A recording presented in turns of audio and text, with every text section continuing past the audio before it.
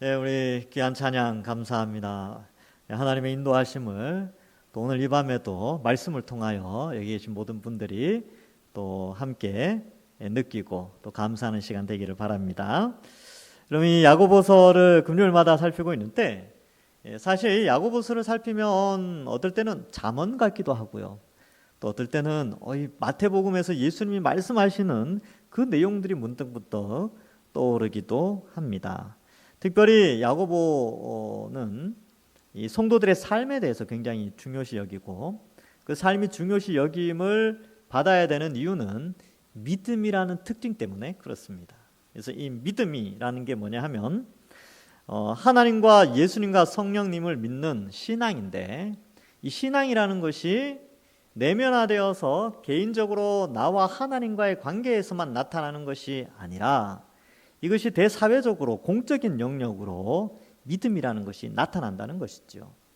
그래서 교회에서나 아니면 우리가 속한 사회 속에서 우리가 가진 신앙의 믿음이 이 말이나 행동을 통해서 나타나야 된다는 것을 굉장히 강조하고 있습니다. 물론 그런 외적인 부분뿐만 아니라 내적인 면에 있어서도 이 하나님과의 관계가 이 세상과 하나님 사이에서 어떻게 선이 그어지고 또 어떻게 우리가 이 믿음에 합당한 이 신앙생활을 할 것인가에 대해서 많은 가이드라인을 이 야고보서가 제시해주고 있습니다. 그래서 아마 여러분 믿음을 가지신 분들은 대부분 예수님 믿으면서 그런 생각을 하실 거예요. 야, 나도 이제 믿음 생활 잘했으면 좋겠다. 나도 이제 신앙생활 잘했으면 좋겠다. 이런 생각을 많이 가지거든요. 네, 그러한 선한 마음에 합당하도록 이 야고보서는 어떻게 신앙생활을 잘할 수 있는가에 대한 좋은 지침서가 우리에게 되었습니다. 그래서 3장까지는 우리가 믿음을 가지고 있기 때문에 말과 행동에 있어서 이것이 나타나야 되고 특별히 이 세상과 구별된 우리의 삶을 설명하고 사실 이 세상은 다툼과 시기와 질투로 살아가지요. 근데 우리는 거기에 편승하지 않고 믿음에 합당한 삶을 살아가야 된다라는 것으로 기록하고 있습니다. 그래서 지난주 생각나십니까? 자랑하면 안 된다. 자랑이 이 시기와 다툼을 유발한다고 그랬어요. 오늘도 이제 1절부터 3절까지는 그 내용을 조금 이어받아서 설명을 하고 또 이제 4절부터는 또 다른 형태의 권면의 말씀을 해주고 있습니다. 1절에 보면 너희 중에 싸움이 어디로부터 다툼이 어디로부터 나느냐. 이 싸움과 다툼은 앞에서 계속 나왔던 용어들인데 물론 헬라어 원어는 좀 다 달라요. 근데 의미는 다 똑같습니다. 전투하다, 싸우다, 뭐 분쟁하다, 논쟁하다, 그 다음에 경쟁하다 이런 의미가 다 있는. 근데 이제 우리 번역에서는 그냥 다 퉁쳐서 그냥 싸움, 다툼으로 이렇게 번역을 해놨습니다. 그래서 어디에서 나오는가 굉장히 철학적 질문을 하고 있지요. 어떤 인간에게서 나타나는 현상의 원인을 찾아가는 건데 이게 이제 철학적 사고라고 하는 것이죠. 근데 이 야고보가 이제 그 질문을 던지는 거예요. 싸움이 어디서부터 시작되지? 다툼이 어디서부터 시작되지? 이 문제를 딱 던지죠. 그리고 그것이 바로 너희 지체 중에서 싸우는 정욕으로부터 난다. 이 표현을 쓰고 있습니다. 그래서 우리는 보통 이제 다투거나 경쟁하거나 그러면 그 다툼의 원인을 외부적 환경에서 많이 찾아요. 근데 성경은 인간 내면에서 찾는 거죠. 그 다툼은 내 속에 있는 정욕 때문에 육신의 정욕으로 말미암아 싸우는 정욕으로 말미암아 나는 것이다. 이렇게 기록하고 있습니다. 그래서 여기 이제 싸우는 정욕이라고 되는데 이 정욕이라는 이 단어가 15절 3장 15절에 나왔던 정욕과는 조금 다르긴 한데요. 여기서는 특별히 육체적 욕구 이런 걸 의미해요. 감정적, 의지적 이런 욕구들을 상당히 좀 강조하고 절대되지 못하는 그러한 모습을 표현하고 있습니다. 그런데 이 싸우는 정욕을 해결하는 해결 방식은 우리가 오늘 읽은 본문 말씀의 10절에 나옵니다. 주 앞에서 낮추라는 것이죠. 그러니까 1절에서는 싸우는 정욕 이것은 높아지고 또 인정받고 자랑하기 위한 것인데 결국 이 모든 문제를 해결하는 것은 낮아짐에 있다는 것을 우리가 전제를 두고 오늘 본문 말씀을 또 살펴볼 필요가 있습니다. 그래서 빌립보서 2장 3절에는요. 아무 일에든지 다툼이나 허용으로 하지 말고 오직 겸손한 마음으로 각각 자기보다 남을 낮게 여기고 더 나은 사람으로 여기라는 것이지요. 그래서 이 싸우는 정욕, 이것에 대해서 컨트롤할 수 있어야 된다. 자, 근데 이게 사람의 힘으로 되느냐? 뒤에 가보면 이제 우리가 안 되기 때문에 성령을 보내어 주시죠. 2절에 보시면 너희는 욕심을 내어도 얻지 못하여 살인하며, 요거 이제 볼펜 있는 분들은 이 쉼표를 잘 찍어야 돼요. 여기 이제 문장이 조금 어렵게 번역이 되어 있는데 너희는 욕심을 내어도 얻지 못하여 살인하며가 하나의 작은 문장입니다. 살인하며 옆에다가 이제 콤마를 찍으시면 되고요. 시기하여 능히 취하지도 못함으로 다투고 싸우는도다. 두 가지 특징을 나타내는데, 첫 번째는 이 욕심이라는 게 있어요. 욕심을 내지만 인간의 그 정욕이 이 부릴 듯 일어나서 뭔가 욕심을 내지만 그냥 얻지 못한다는 거죠. 근데 그것을 얻을 수 있을까 싶어서 살인까지 저지르게 된다는 것이죠. 그러나 살인까지 하지만 그 욕심을 채우지 못해요. 그러니까 아주 극단까지 가도 인간의 욕심은 채워지지 않습니다. 그리고 두 번째, 시기하여도, 자, 질투하고 시기해도 능히 그 욕심을 채울 수 없다는 것을 말해주고 있습니다. 그래서 여러분, 누군가 나보다 더 우위의 위치를 차지하게 되면 사람들은 질투한다 그랬죠. 지난주 기억나십니까? 그 명품백 예화. 나보다 더 좋은 명품백을 가지고 있으면 이미 경쟁에서 졌다라고 판단하기 때문에 시기와 질투가 일어나지요. 그래서 이 시기함으로, 이 시기를 한다고 해서 자기가 원하는 욕심, 즉 자기가 원하는 위치를 차지할 수 있는 게 아니라는 겁니다. 이제 일반 사회의 문제를 설명하고 있는 것이죠. 그래서 다투고 싸우는 그 모든 것이 바로 욕심과 시기에서 나오는데, 그 욕심과 시기를 발동한다고 해도 자기가 원하는 그것을 채울 수 없는 인간의 그 뭐라 그럴까요? 타락한 수레바퀴와 같은 삶을 묘사하고 있습니다. 세 번째, 그래서 너희가 얻지 못함은 구하지 아니하기 때문이요 라고 하면서 전혀 흐름에서 다른 방향을 이야기하고 있어요. 야, 너희 욕심 있지? 너희들 다투고 막 그래서 그 욕심 채우려고 그러는데 안 되지. 사람 미워하면서 죽이까지 하잖아. 근데 안 되잖아. 욕심 안 채워지지. 시기하잖아. 시기해서 너희 위치를 차지하려고 하는데 시기한다고 그 위치가 차지해야 되니? 안 되지. 왜 그런 줄 알아? 기도 안 해서 그래. 이렇게 표현한다는 거예요. 문제의 해결을 전혀 엉뚱하게 기도로 딱 이제 이야기를 하는 거죠. 그래서 이 본문을 연구하면서 이게 어떻게 이게 자연스러울 수 있을까? 조금 어색했거든요. 근데 이 포인트가 상당히 중요한데, 여러분, 인간의 시기와 질투와 다툼과 이러한 모든 것들을 해결하는 게, 인간 스스로 해결하는 방식이 다툼과 시기와 질투와 전쟁과 살인과 뭐 이런 것들이에요. 인간이 해결하려고 하는 것. 그러나 하나님이 우리에게 제시하는 해결법은 뭐냐 하면 기도하라는 겁니다. 여러분, 인간사를 살아가면서 우리는 경쟁사회에 살고 있죠. 그래서 경쟁에서 뒤처진다라고 생각할 때는 필연적으로 우리 마음속에 죄성이 발동하면서 시기와 질투가 일어나게 됩니다. 나보다 더 나은 위치를 차지한 사람을 보면 늘 부러워하고 시기하고 질투하게 돼 있어요. 그런데 그런 것으로 인한 그 시기와 질투로 말미암아 내가 더 나은 위치를 차지하고 그리하여서 승리하고 경쟁에서 살아남는 그 방식을 설명하는 것이 아니고, 그러니까 우리에게 그러한 위치를 차지하도록 기도하라는 뜻이 아니고, 그러한 삶의 수레바퀴, 시기와 질투와 이러한 이 인간의 죄성이 가득한 삶의 수레바퀴에서 건져질 수 있는 방식은 기도라는 거예요. 그런데 그 수레바퀴 위에 좋은 위치를 차지하기 위해서 기도하는 것은 정욕으로 구하는 것이다. 이렇게 이제 가는 것이지요.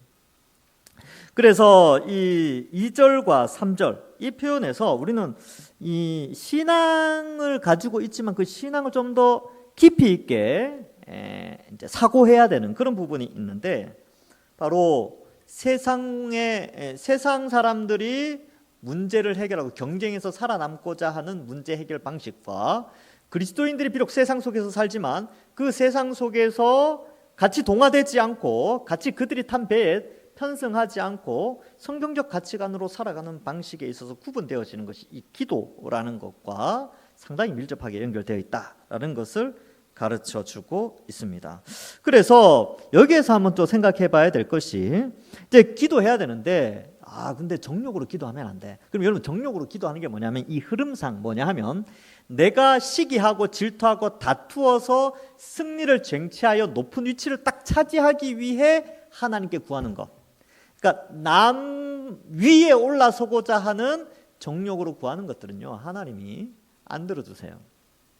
그러니까 이제 이 경쟁 사회잖아요. 경쟁 사회에서 나의 신분을 높인다든지 경제적 지위를 높인다든지 명예를 높인다든지 어떤 뭔가를 이 경쟁 구도 속에서 시기와 질투와 다툼 그 위에 경쟁하여 마지막 자랑의 순간까지 나아가기 위한 기도의 제목은 안 들어주셔요. 그게 정욕이기 때문에. 그런데 다른 것은 들어주시죠. 그래서 이 부분을 좀 강조하고 있습니다. 그래서 다시 한번 복습을 좀 해보면요, 이렇습니다. 우리가 왜 기도를 안 들어주는가? 여기 이제 본문에 명확하게 나오죠. 정욕으로 기도하기 때문에 그렇습니다.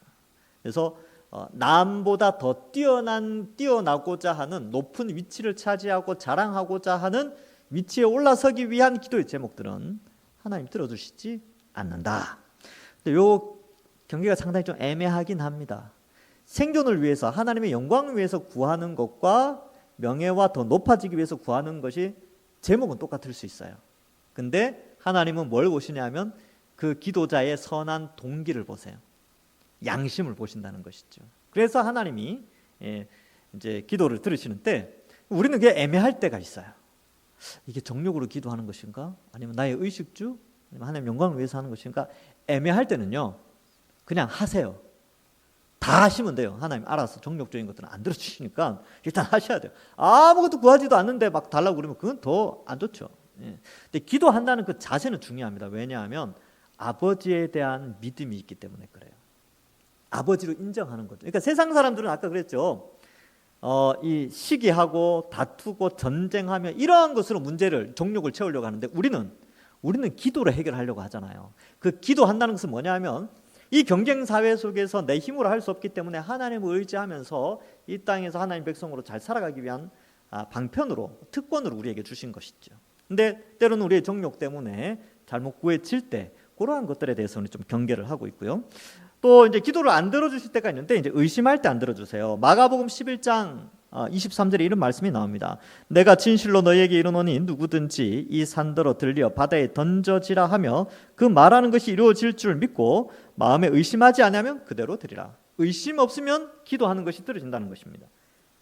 앞서 1장에서도 1장 5절부터 7절에 또 나왔죠.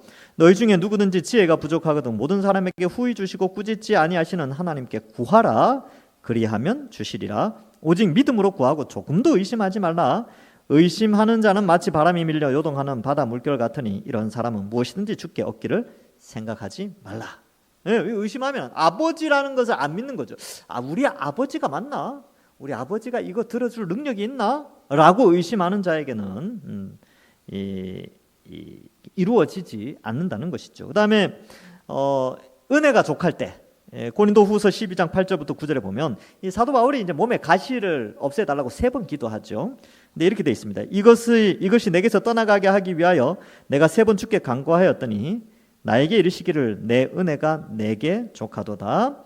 이는 내 능력이 약한 데서 온전하여 침이라 하신지라. 그러므로 도리어 크게 기뻐함으로 나의 여러 약한 것들에 대하여 자랑하리니 이는 그리스도의 능력이 내게 머물게 하려 함이라. 그래서 우리가 너무 많은 것을 가졌다라고 하나님이 판단하실 때 너의 위치는 거기면 됐다.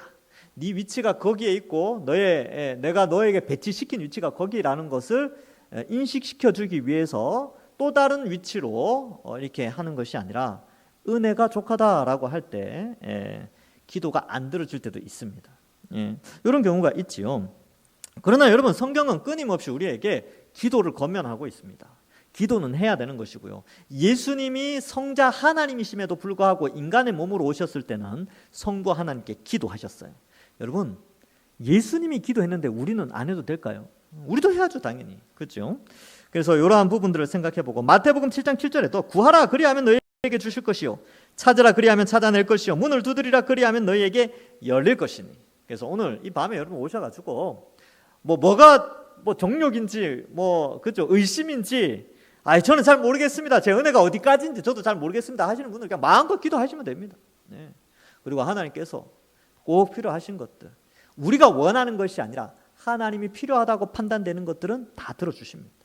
아버지시기 때문에 그런 것이지요. 이 믿음 가지고 우리가 구하는 것입니다. 그래서 마태복음 7장 11절에도 너희가 악한 자라도 좋은 것으로 자식에게 줄 줄 알거든 하물며 하늘에 계신 너희 아버지께서 구하는 자에게 좋은 것으로 주시지 않겠느냐. 주일 예배 때 이거 했던 말씀이죠. 복습하는 겁니다. 로마서 12장 12절에는요. 소망 중에 즐거워하며 환난 중에 참으며 기도에 항상 힘쓰며. 그래서 기도는 힘을 써야 돼요. 말씀도요. 힘써서 말씀을 봐야 되죠. 힘써 여호와를 알라. 기도도 어떻게 해요? 기도에 항상 힘쓰라. 그래서 신앙생활은요. 힘쓰는 겁니다. 말씀 읽기 힘쓰고 기도하기 힘써야 돼요. 그래서 금요 기도회에 나와서 기도하는 이유가 거기 있는 것이죠. 여러분 여기 사실 금요일 밤에 얼마나 직장생활 하시는 분들은 긴장감이 풀립니까? 그렇죠. 내일 또 쉬는 날이고 마음껏 잘 주무실 수도 있고. 이때 뭐 얼마든지 많은 일들을 할 수 있지요. 흔히 세상 사람들은 불금이라고도 합니다. 근데 이럴 때 나와서 기도함으로 말미암아 힘쓰는 것이죠. 기도에 힘쓰는 자세. 하나님께서 그 기도를 또 다 들어주신다고 약속을 했지 않습니까? 그렇죠? 그래서 우리가 기도할 필요가 있는 것입니다. 자, 그래서 위로부터 오는 지혜, 지난주 우리가 배웠었죠. 위로부터 오는 지혜를 얻는 자는 선한 8가지의 삶을 살아가겠는데 이 위로부터 오는 지혜가 있는 자는 또한 기도하는 자입니다. 위로부터 얻은 지혜, 즉 하나님의 말씀을 깨달은 사람은 기도하는 사람이에요. 그래서 이 기도 시간이 중요하다. 자, 이제 4절부터 6절에서는 그러면 우리가 이렇게 이 세상 가운데서 다툼과 싸움과 뭐 시기, 욕심 이런 것들을 다 떨치고 살아가는데 이게 가능한가? 이제 가능하다는 것을 말씀해 주고 있습니다. 특별히 4절에 보시면 가늠한 여인들아 세상과 벗된 것이 하나님과 원수됨을 알지 못하느냐 이렇게 기록하면서 지금 싸움과 다툼과 시기와 질투와 경쟁에서 이기려고 하고 자랑하려고 하는 그 모든 것들이 하나님과 원수된 것이고 세상과 가깝게 하여 친구처럼 지내는 것이다 라는 것을 말해주고 있습니다. 그래서 이게 뭐냐면 일종의 훈육이죠.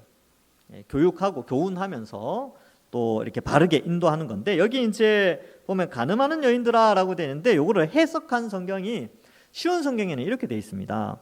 하나님께 충성되지 못한 여러분이여 이렇게 표현하고 있어요. 이건 완전히 해석한 건데 제가 그래서 원어를 살펴봤더니만 원어는 가늠한 여인들이여라고 되어 있어요. 근데 이제 표현이 너무 좀 그러니까 아마 쉬운 성경은 조금 번역을 했는 것 같습니다. 그리고 특별히 가늠은 여자 혼자 하는 게 아니죠. 남자들도 다 하니까 그래서 이 쉬운 성경은 조금 더 해석을 해서 번역을 했습니다. 근데 이것은 좀 비유적일 수 있어요. 왜 그러냐면 바로 뒤에 이어져 나오는 것 하나님과 원수됨 이 표현이 나왔기 때문에 이 간음이라는 것이 하나님과 하나님의 백성 사이의 부부관계를 설명하면서 남편 대신 하나님 예수 그리스도를 떠나서 세상의 것과 가깝게 지내는 것에 대해서 간음이라고 영적인 것으로도 해석이 가능해지는 것입니다. 그래서 여기 벗되다라는 것과 원수되다라는 것의 비유적 표현의 의미를 우리가 한번 생각해 봐야 돼요. 여러분 친구는 어때요? 친구는 늘 자주 만납니다. 그죠? 원수는 어떻게 쓰든지 안 보려고 그래요. 보기만 해도 막 이런 게 올라오잖아요. 원수니까. 그래서 안 보려고 그래요. 친구는 친하니까 어때요? 나랑 마음이 맞잖아요. 늘 자주 보고 싶은 거죠.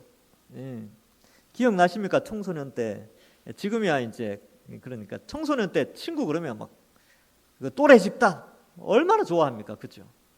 그래서 친구라고 했을 때 늘 가까운 대상, 원수는 늘 멀리하고 싶은 대상. 그런 의미에서 지금 세상과 벗, 하나님과 원수 이 표현을 쓰고 있는 것이죠. 즉 세상을 가까이 하면요 하나님과 원수가 된다. 세상을 가까이 하면 하나님과 멀어진다. 이게 구원과 멸망, 심판 이 개념을 이 비유를 통해서 설명해 주고 있는 것입니다. 여러분 세상은 어떤 세상입니까? 여러분 이 세상은요 정말 우리가 생각해 볼 때는 모든 화려한 것들이 다 있어요. 이 세상은 벗하기 좋은 환경에 처해져 있습니다. 가깝게 하기에 너무 좋은 환경들이 이 세상에 놓여 있지요. 그래서 저는 이제 비유를 든다면 이런 거죠. 이 바다를 항해하는데 뭐 항해자라는 노래도 있지 않습니까? 바다를 항해하는데 많은 사람들이 타고 있고 많은 화려하고 볼거리들, 서커스나 뭐 실내 수영장이나 또 그 뭐 카지노도 있고요. 또 음식도 막 좋아요. 예. 그리고 뭐 맛있는 음식에 또 화려한 옷을 입고 침실도 아주 좋고 막 크루즈선 있죠. 크루즈선. TV 한 번씩 보시잖아요. 예. 하여튼 엄청 비싼 크루즈선. 뭐 그런 이런 화려한 크루즈선이 있는데 사람이 어마어마하게 많이 타 있어요. 근데 그 크루즈선은요, 바다를 항해해도 멀미가 안 난대요. 너무 크니까 멀미가 안 나. 예. 그리고 막 잠자리도 너무 편해요. 예. 그리고 뭐 온갖 뭐 이렇게 편한 것들이 가득 차 있는데 이제 단점이 하나가 있어요. 단점. 이 단점이 뭐냐 하면 목적지가 지옥섬이야. 예. 딱 하나 단점 있는데 너무나 많은 장점인데 딱 하나 단점. 목적지가 이렇게 티켓 딱 보니까 세상 목적지 마지막에 지옥섬 이렇게 돼 있어요.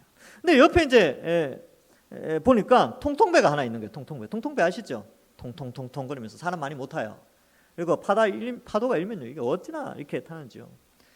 한 30분 타면 멀미 납니다. 저도 이제 멀미를 잘 안 하는 편이었는데 배 한 번 타고 멀미를 옛날에 어릴 때 그 멀미 기억이 났어요. 그래서 한 30분만 타도 통통배는요 멀미 나요. 사람 많이 못 탑니다. 불편해요. 그리고 물 들어오면 손님이 퍼내야 돼요. 크루즈는요 직원들이 많아가지고 알아서 퍼내요. 물 들어와도. 근데 이 통통배는 손님이 퍼내야 돼요. 이거를.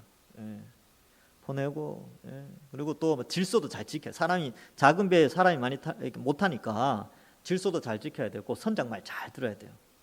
모든 게 불편해. 먹는 것도 형편없어요. 먹는 것도 불편하고. 거기서는 이제 크루즈선에서는 금목걸이 하면 사람들이 많이 알아봐줘요. 와 대단하시군요. 근데 통통배에서 금목걸이 한다고 누가 알아주지도 않아요. 불편하기만 하지. 일도 잘 못해 그러면.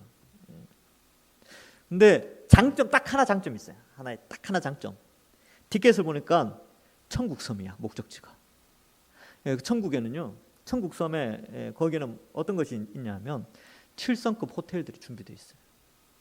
그리고 막 그죠. 생명수가 흐르고 생명나무가 막 있는 거죠. 시절을 따라 과실을 맺는데요. 이게 종류가 다른 건지 아니면 시절마다 늘 맺는 건지 뭐 정확하게 이 표현과 저 표현이 다르니까 어쨌든 그 목적지가 그래요. 여러분 제가 이제 비유를 썼지만 세상에 벗대어서 살아가는 삶은요 마치 크루즈선에 올라탄 것과 같아요. 굉장히 큰 유혹이 있습니다. 근데 예수님 믿는 삶은요 이 성경을 보고 성경의 가치관대로 살려고 보니까 이게 완전 통통배야. 너무 불편한 거죠. 근데 예수님 말씀하셨죠. 생명으로 인도하는 문은 협착하다 그랬어요. 좁다 그랬습니다. 그러면 우리가 선택해야 되죠. 물론 이제 하나님께서 우리에게 선택할 이 지식과 감정과 의지를 주셨죠. 성령을 통하여 복음을 들으면서. 그래서 우리가 결단을 한 겁니다. 어느 배에 탈 것이냐. 성령이 우리를 도우셔가지고 야 일로 타 일로. 야 이게 좁아 보이지. 목적지가 다르다니까 목적. 타. 성령이 우리를 인도해서 복음 듣고 우리 통통배 탔어요. 그런데 자꾸 통통배 타고도 옆에 크루즈선이 눈에 들어오는 거죠. 그리고 어때요? 언젠가는 저기 한번 타볼까? 이 생각을 하고 있다는 거죠. 그게 이제 여기에 나오는 것이죠. 우리가 그리스도인이지만 때로는 세상과 벗하고 싶어서 그걸 부러워하고 있는 것은 아닌가. 그런데 이 세상과 벗하는 것은 통통배에서 건너가야 되는 거니까 하나님과 원수 되는 것이다 라는 것을 말해주고 있습니다. 그래서 혹시나 그것도 이제 하나님 우리를 억지로 통통배 태우셨는데 또 이게 우리가 연약하니까 마음을 굳게 하라고 5절에 보니까 너희는 하나님이 우리 속에 거하게 하신 성령이 시기하기까지 사모하신다는 말씀을 헛된 줄로 생각하느냐. 우리가 그 통통배 타고 천국 가도록 우리를 끝까지 붙잡도록 성령 하나님 우리 속에 넣어주셨어요. 성령이 우리 속에 오셔서 내주하신다니까요. 안 떠나가세요. 왜 안 떠나가느냐 하면 십자가의 그 희생과 사랑이 너무나 크기 때문에 한 영혼 구원한 것이 너무 아깝잖아요. 그 엄청난 희생을 치르고 통통배에 태웠는데 구원의 방주에 그 배에 태웠는데 그 성령이 아예 못 빠져나가도록 우리가 딴 마음 안 품도록 성령 우리 속에서 우리를 인도하세요. 어떻게 인도하느냐? 말씀을 통해서. 말씀을 깨닫고 우리가 지성과 감정과 의지가 더 성장하면서 결단하고 순종할 수 있도록 성령이 우리 속에 내주하셔서 우리를 끝까지 책임지는 그 사랑, 우리가 눈을 돌릴 수 있어요. 하나님 사랑한 우리 사랑의 증표로 성령 우리 속에 부어주신데, 성령님 잠깐만요 하고 고개 딱 돌리면서 크루즈섬 딱 쳐다보고 있을 수 있어요. 근데 성령이 계속 야 이놈 안 되겠네, 아이고 나도 너 포기, 이게 아니고 끝까지 우리를 돌이키시면서 성령이 말씀을 통하여 감동 감화 주셔서 성화의 사역을 계속해 나가십니다. 이것이 바로 성령이 시기하기까지 우리를 사랑하신다라는 표현의 내용이지요. 자, 그래서 헛되게 생각하지 말라는 거죠. 그래서 6절에 그러나 더욱 큰 은혜를 주시나니 그러므로 일렀으되 하나님이 교만한 자를 물리치시고 겸손한 자에게 은혜를 주신다 하셨느니라. 그래서 지금 더욱 큰 은혜가 뭐냐라고 했을 때 문맥적으로 봤을 때는 바로 이 성령 하나님을 통하여 예수 그리스도의 십자가 복음을 믿고 그 믿음으로 말미암아 거룩한 삶을 살아갈 수 있는 능력의 은혜를 더하여 주신 것, 이것을 허락해 주셨다라는 것이죠. 그래서 어떻게 해요? 겸손한 자에게 은혜를 주신다. 이 표현은 왜 교만과 겸손이라는 대조가 나오냐면, 교만한다는 것은 자랑한다는 것이거든요. 근데 이 자랑이 뭐라고요? 시기와 다툼과 싸움과 전쟁과 질투, 여기 이제 살인까지, 이 모든 것의 그 핵심에 교만이 있어서 그렇습니다. 그래서 교만은 패망의 선봉인 것이죠. 그런데 겸손한 자에게는 이 교만을 물리치시고 겸손한 자에게 은혜를 주시는 것입니다. 자, 그래서 여러분 이 세상을 버타시면 안 돼요. 세상의 특징은 어떠냐 하면 요한일서 2장 15절부터 17절에 이렇게 되어 있습니다. 이 세상이나 세상에 있는 것들을 사랑하지 말라.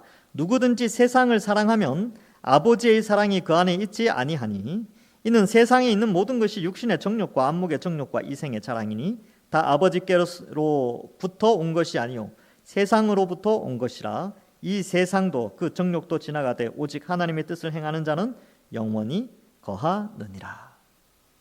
그래서 이 세상을 사랑하면 안 됩니다.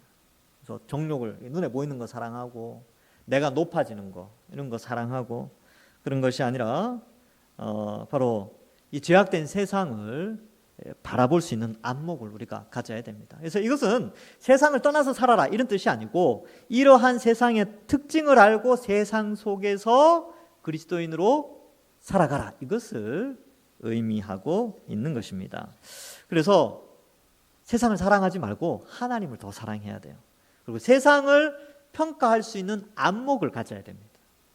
그래서 요거를 이제 말해주고, 이 모든 것을 좀 극복할 수 있는 것은 저는 하나님의 사랑, 이 사랑을 깨달으면 돼요. 하지 마라 이것도 좋은데, 사랑의 감동은요 하지 마라 이런 것보다 훨씬 큰 힘을 가지고 있습니다. 그래서 우리 자녀들한테 야 성경 읽어라, 기도해라, 술 먹지 마라, 담배 피지 마라, 밤늦게 돌아다니지 말고 하지 마라 많이 하잖아요. 근데 그건 아주 이렇게 피동적인 거예요. 정말 능동적이고 제대로 된 건 뭐냐면, 하나님의 사랑을 말씀을 통해서 깨달으면 하지 마라 이것보다 하나님 사랑을 알면 성령이 그 속에서 성화의 역사를 부릴 듯 일어나게 하셔서 그런 것들을 다 극복해낼 힘을 얻게 되는 것이죠. 그래서 어떻게 했든지 나뿐만 아니라 우리 주변 사람들이 하나님의 이 큰 사랑을 깨달을 수 있도록 도와줘야 됩니다. 그 사랑의 절정은 바로 예수 그리스도의 십자가죠. 그래서 복음이 그래서 필요한 겁니다. 교회 안에서 끊임없이 복음이 선포되어져야 되는 이유도 바로 거기에 있는 것이죠. 예수님의 십자가 복음을 깨달을 때에 우리는 바로 이 세상의 것들을 과감 없이 버타지 않을 용기가 생기게 되는 것입니다. 결국 사랑이죠. 생명의 길로 인도하는 것, 바로 예수 그리스도의 십자가 사랑의 의미를 더 깊이 깨닫는 것입니다. 그것이 바로 더 큰 은혜요, 또 겸손한 자에게 베풀어 주시는 그런 은혜입니다.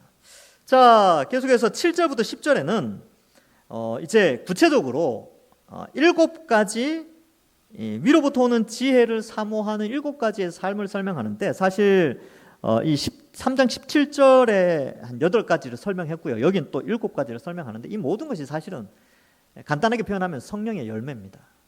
우리가 이것을 맺어 가도록 이제 권면하는데 이렇게 작동이 됩니다. 여러분 7절부터 10절에 이 7가지를 설명할 때에 어떤 일이 벌어지냐면 우리 속에 있는 성령이요, 이 7가지를 듣고 이 지성과 감정과 의지가 감동 감화를 받아서 의지적으로 결단을 하게 만들어요.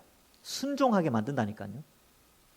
그러면서 성화의 역사가 일어나는 건데, 그러니까 이 7가지의 내용들을 하나씩 살피면서 우리 마음속에 성령이 우리에게 말씀하시는 바를 우리가 아멘으로 화답하면서 실제적인 삶에서 적용하려고 우리가 애를 써야 되는 것이죠. 자, 한번 봅시다. 7절에 보시면 그런즉 너희는 하나님께 복종할지어라. 이 첫 번째가 하나님께 복종하라는 것이죠. 여러분, 많은 사람들이 하나님께 복종하기보다는 세상의 인문학이나 세상의 어떤 그 돌아가는 원리, 그렇죠? 뭐 정치, 경제, 사회, 문화 이러한 것들에 순종을 잘해요. 그 굉장히 순종하는 속도가 빨라요. 근데 하나님의 말씀에 순종해야 되는데 굉장히 발이 빨라야 되는데 세상의 가치관에 물드는데 상당히 빠른 속도로 움직입니다.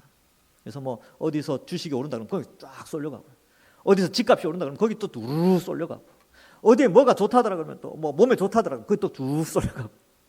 이게 뭐냐 하면 이 세상의 처세에는 굉장히 발빠르게 순종하면서 살아간다는 거죠. 그런데 성경은 우리에게 하나님의 말씀에 복종하라, 순종하라, 이것이 바로 하늘의 지혜, 위로부터 오는 지혜를 가진 자의 모습이다라는 것을 다시 한번 강조하고 있습니다. 그리고 여러분, 우리가 성령이 우리 속에 지금 말씀하시는 거죠. 야, 내가 말씀에도 순종해야 되겠구나. 말씀을 더 읽고 배우고 그 뜻에 순종해야 되겠구나. 뭐 이렇게 이제 생각하는 것이죠. 두 번째로는 이제 마귀를 대적하라라고 나오죠. 그리하면 피하리라. 근데 성경에 보면 마귀를 대적해야 되는 경우도 있고요, 피해야 되는 경우도 있어요. 그래서 극심한 유혹이 올 때, 나의 아킬레스건을 딱 건드릴 때는 피해야 돼요.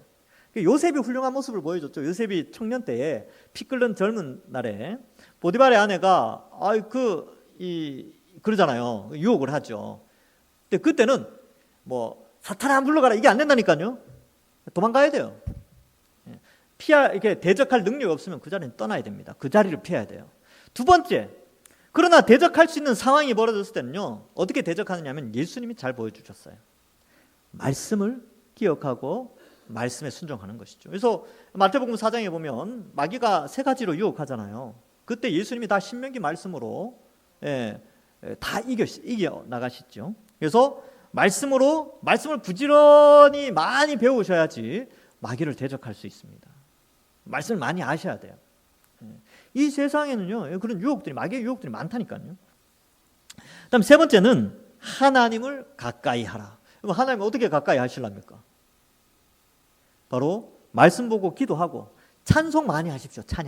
찬양 많이 하시고, 또 이렇게 금요 기도에 나오시고 수요 예배 나오시고 주일 1부, 2부, 오후 예배 다 참석하시고, 그러면서 하나님 더 가까워하는 거죠.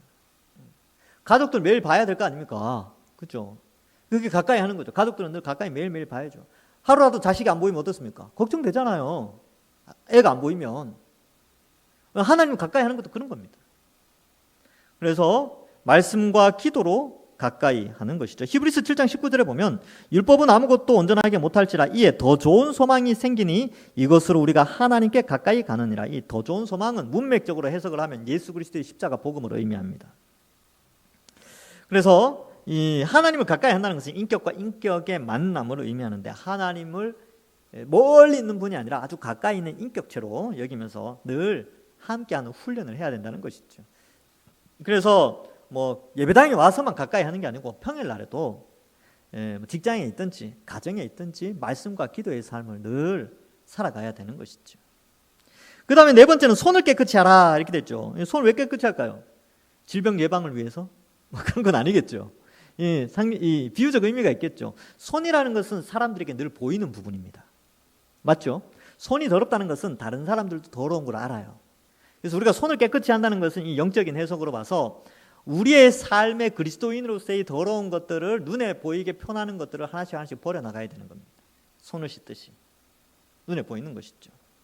그래서 성결함으로 가는 것이고, 두 번째로는 이제 그 다음으로는 이제 마음의 성결, 마음을 깨끗해 하는 게 나오죠. 다섯 번째가 마음을 성결케 하라. 8절 뒷부분에 나오지요. 그래서 마음을 성결케 하는 것은 뭐냐 하면 착한 양심, 선한 동기를 가지고 모든 일에 움직여야 된다는 것입니다. 그래서 그리스도인들은 선한 동기가 중요해요. 어떤 행동을 하되 그 마음속의 동기가 정말 선하냐, 외식하는 자가 되지 않아야 된다는 것입니다. 자, 그 다음 여섯 번째가 슬퍼하며 애통하며 울라. 이 표현을 한꺼번에 썼는데 이것은 늘 회개하는 자의 모습입니다. 죄에 민감하며 회개하는 모습이죠. 그리고 일곱 번째 마지막으로 10절에 보면 주 앞에서 낮추라. 원래 낮추는 자를 높이십니다. 겸손한 것이죠. 지는 것 같아도 경쟁 사회에서 내가 지는 것 같은데 사실 그것이 주님 앞에서 높아지는 것입니다. 주께서 너희를 높이시리라. 여러분, 이 세상 100년 살면서 높아지는 게 좋습니까? 영원히 높아지는 게 좋습니까? 말할 것도 없죠. 영원히 높아지는 게 중요합니다.